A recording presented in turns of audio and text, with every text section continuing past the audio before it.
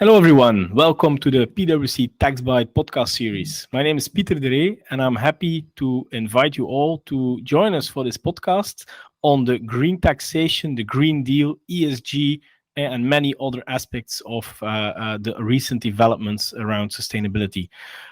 We decided to do a special series in the podcast series to really focus on all these developments around ESG and Green Deal. And for that, we will, in the next episodes of the podcast series, zoom in on a number of specific topics around this development, and in preparation for a deep dive that we will do in PwC on ESG and Green Deal in September. Stay definitely tuned for that. But for now, I would like to welcome first of all Evie Geerts, International Tax Director in my virtual recording studio, and Jean-Philippe van West, Senior Counsel in our team. Evie is focusing a lot on the ESG, the impact for business, sustainability, and Jean-Philippe is monitoring our European law developments. And as you can imagine, the European Union has a particular interest around the Green Deal and ESG. So welcome, Jean-Philippe and Evie, for this, first edition of the special podcast series on the Green Deal. Let's kick it off. And Jean-Philippe, almost 1 year ago, we did a special podcast when the European Union announced the Fit for 55 package. It's been a while, 1 year ago, so perhaps you can refresh the minds of myself and our audience on this one. Of course, Peter. The Fit for 55 package, published by the Commission on July 14th last year, contains a set of legislative measures which altogether should result in a reduction of net greenhouse gas emissions, meaning so emissions after deductions of removals, by at least 55% compared to the 1990 levels. The package forms part of the broader EU Green Deal, which aims at no net emissions of greenhouse gases by 2050. And in other words, because 2050 is still far away, and to avoid that EU member states wait too long, let's say till 2049 to start working on this program, they concluded agreed on interim measures. So the Commission thought we need interim targets for 2030. And according to the European Commission, the Fit for 55 package is the most comprehensive package it has ever presented on climate and energy. And the legislative proposals are all interconnected. And although that many of the proposals are not tax-related, taxation plays, however, an important role in the package, and this to steer behavior, meaning polluters will have to pay more. For example, the scope of the already existing EU emission trading system will be extended. They plan the introduction of a carbon border adjustment mechanism, or CBAM, which will put a price on the import of certain polluting materials such as iron and steel into the EU. And furthermore, as well, the use of polluting energy resources will be subject to higher taxes under the proposed revision of the Energy Taxation Directive. Important to mention is that the measures contained in this Fit for 55 package are not law yet, but form the starting point of further negotiations with, on the one hand, the EU member states, and on the other hand, the European Parliament. Well, thanks, Jean-Philippe, for refreshing our minds on this one. And what happened then since the 14th of July? Can you give an update on that as well? Yes, of course. And since then, in a year time, of course, many things have happened. And if we look at it from a broader perspective, not just focusing on the EU, we see more and more in real life the impact of climate change.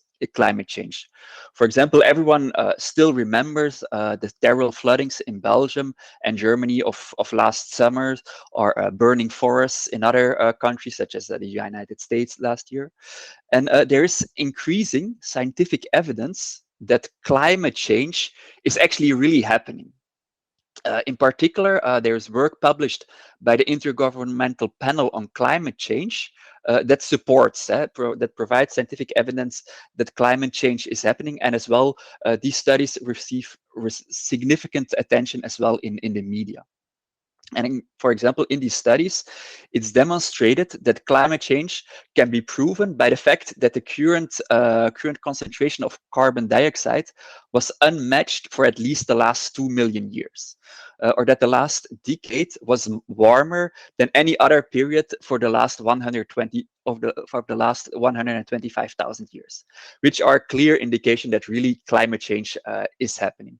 And we see even in court decisions that the scientific evidence of climate change is used in court cases, so that judges rely on this scientific evidence in their court decisions. So that's one important evolution, the more and more scientific evidence. And second important evolution, or something important that happened, is in November last year, when there was the UN Climate Conference that took place in Glasgow, also known as COP26, where global leaders, so representatives from different countries around the world, discussed measures that they will take to reduce the impact of climate change. For example, there was an agreement was reached to reduce the use of coal, polluting coal, or to phase out subsidies for some polluting fossil fuels. One can debate whether this conference was a success. For many, the measures agreed upon during COP26 do not go far enough. However, what for me is an important key takeaway, that we had their leaders, the leaders from countries discussing climate change at the global level, but as well that the UN, in the meantime, over the last several months ago, published a handbook on carbon taxation for developing countries. And as well, very recently, a new OECD inclusive forum on carbon mitigation approaches was created. Which wants to the aim of this inclusive forum on carbon mitigation approaches, not to be confused with the BEPS inclusive framework, is to collect tax data and find common methods to compare different ways of carbon pricing. So really creating a forum to discuss carbon pricing at the international level. Thus, with carbon pricing being high on the agenda of both the UN, the OECD, and then as well as explained initially at the level of the European Commission, so as well European level, this makes it very likely that we will see important changes in this area in the future. And maybe a third one, a last one, is of course obviously the current energy crisis, because of the ongoing war, which put energy on top of the agenda, and has of course an impact on the negotiations of the Fit for 55 package. Well, thanks, Jean-Philippe. Clearly, a lot of international developments around this topic. You mentioned it already briefly. The European Union is not standing still on this topic as well. So can you zoom in a little bit on the specific developments we have seen in the European Union as well? Yes, and here there are two main evolutions I would like to emphasize, or I'd like to highlight. First, as a reaction on the energy crisis that I mentioned, the EU Commission published about 1.5 months ago, at the 18th of May, its Repower EU plan, which builds on the Fit for 55 package and complements the objectives thereon. And the aim is to rely more on renewable energy and mitigate the dependence of EU member states on polluting fossil fuels that we import from Russia. So not really a revolution there, but I would see this rather as an acceleration of the move away from polluting imported fossil fuels. And here the Fit for 55 package, of course, plays an important role, and the realization thereof. And then the second one, if we really look at the realization of this Fit for 55 package, there one of the most recent and most concrete developments is the adoption by both, on the one hand, the European Parliament, but as well the European Council of their general approach on several of the legislative proposals included in the Fit for 55 package during the last weeks. This let's say their point of view or their statements on these several of these legislative proposals include, which is important for us from a tax perspective, agreement on the position of a CBAM, and as well the revision of the EU emission trading system. If we look at the position of the European Parliament on the one hand and the European Council on the other hand, there we see that the Parliament favors a clear acceleration and enlargement of the scope of these instruments, so want to go further than the European Commission. For example, the European Parliament proposes to extend the scope of CBAM to include as well organic chemicals, plastics, ammonia, and hydrogen. Whereas if you look at the position of the Council, they rather support little changes and more adhere to the proposal of the European Commission.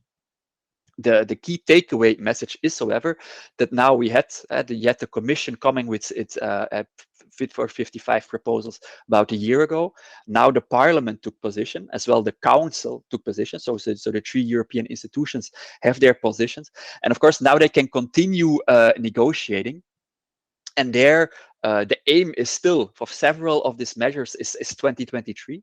So, and because of the impact these proposals can have on business, this is of course something important, very important to monitor. Okay, thanks for highlighting all that. So a lot is happening. That's clearly both internationally, European level. That must have been gradually coming on the radar as well of the tax community, Avi. And I'm interested to ask you, how are tax teams reacting to this? Do they have this on their agenda already? Well, Peter, it's an interesting question. Before I dive into what we hear when we talk to our clients, let me maybe first take a step back and share some of the results of the Green Deal survey that PwC recently did, because there are some interesting points that we want to share with the audience.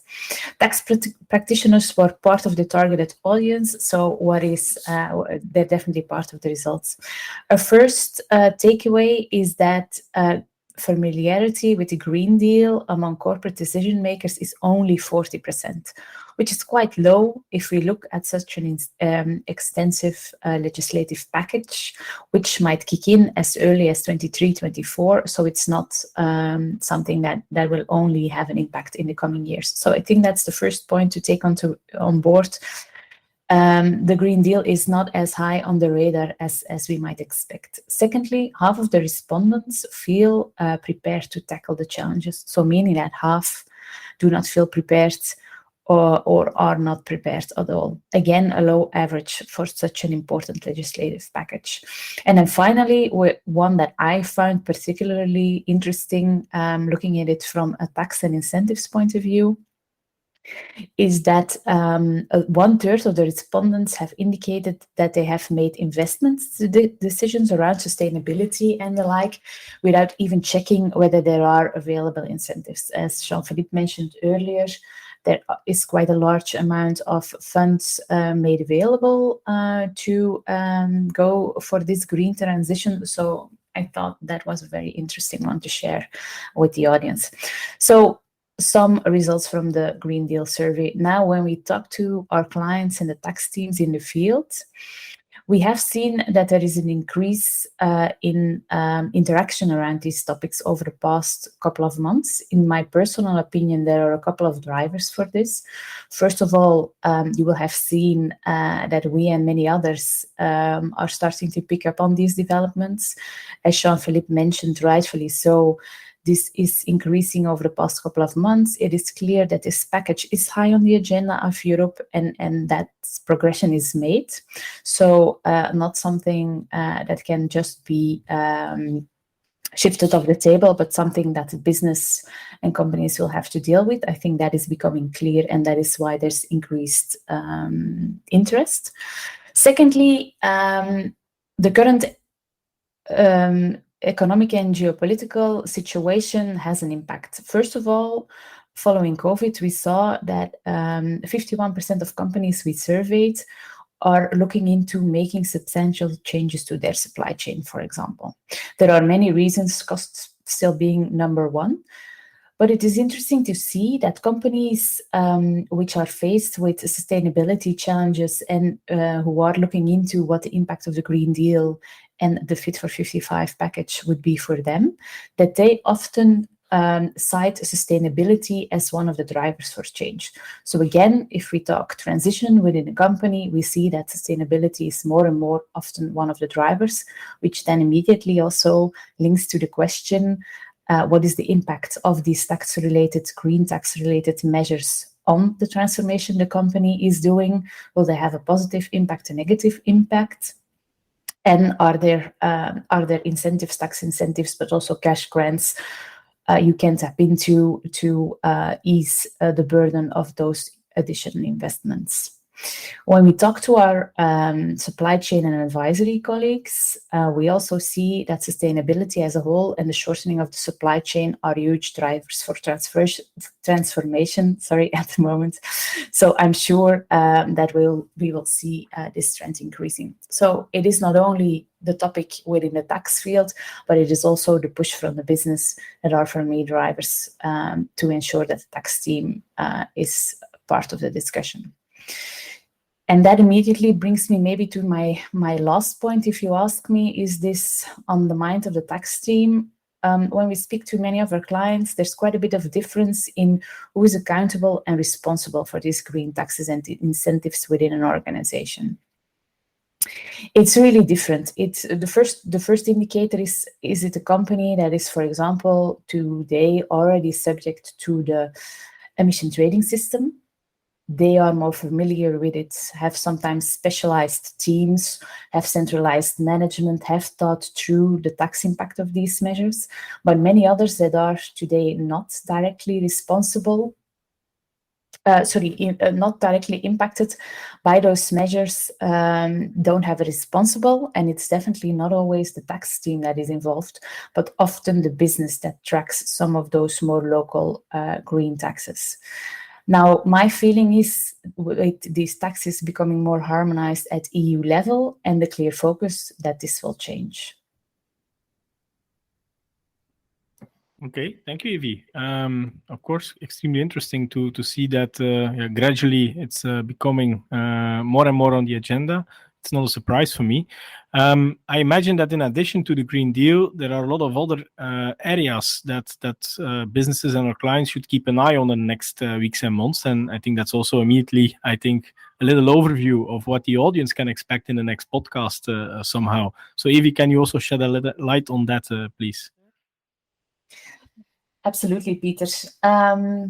Not new, but definitely within the framework of ESG and the broader context, an important one is tax transparency.